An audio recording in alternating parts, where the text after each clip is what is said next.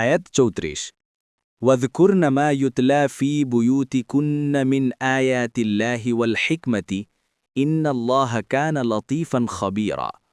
অনুবাদ: আর আল্লাহর আয়াত ও হিকমত থেকে যা তোমাদের ঘরে পাঠ করা হয় তা তোমরা স্মরণ রাখবে।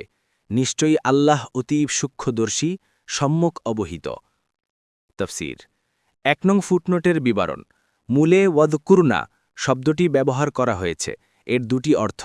প্রথম অর্থটির দৃষ্টিতে এর তাৎপর্য এই দাঁড়ায় যে, হে নবীর স্ত্রীগণ, তোমরা কখনো ভুলে যেও না যে যেখান থেকে সারা দুনিয়াকে আল্লাহর আয়াত, জ্ঞান ও প্রজ্ঞার শিক্ষা দেওয়া হয় সেটিই তোমাদের আসল গৃহ।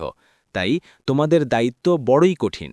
তোমাদের গৃহে যেসব বিষয় আলোচনা হয় সেসব বিষয়ে স্বয়ং স্মরণ রেখো, যার ফল, শ্রুতি ও পরিচয় হল এগুলোর উপর আমল করা। দ্বিতীয় অর্থটির দৃষ্টিতে এর তাৎপর্য হয় যে, হে নবীর স্ত্রীগণ, তোমরা যা কিছু শোনো এবং দেখো তা লোকদের সামনে বর্ণনা করতে থাকো, কারণ রসুলের সাথে সার্বক্ষণিক অবস্থানের কারণে এমন অনেক বিধান তোমাদের গোচলীভূত হবে যা তোমাদের ছাড়া অন্য কোনো মাধ্যমে লোকদের জানা সম্ভব হবে না।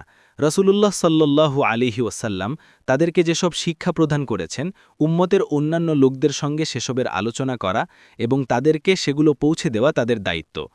এ আয়াতে দুটি জিনিসের কথা বলা হয়েছে: ১ আল্লাহর আয়াত, ২ হিকমত বা জ্ঞান ও প্রজ্ঞা।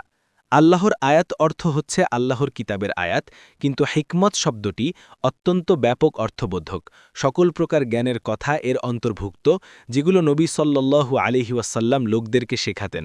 আল্লাহর কিতাবের শিক্ষার উপরও এই শব্দটি প্রযোজ্য হতে পারে, কিন্তু কেবলমাত্র তার মধ্যেই একে সীমিত করে দেবার পক্ষে কোনো প্রমাণ নেই।